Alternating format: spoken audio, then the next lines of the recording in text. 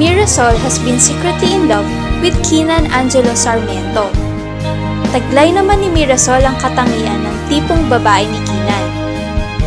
Pero, hindi naman napapansin ng lalaki ang kanyang alindog.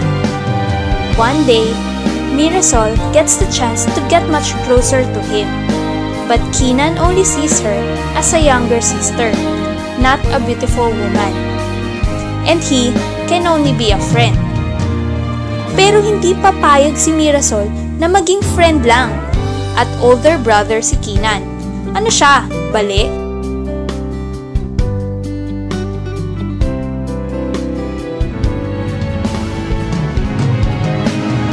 Kung bakit naman kasi pagdating kay Keenan, palaging pumapalpak si Cupido sa trabaho nito.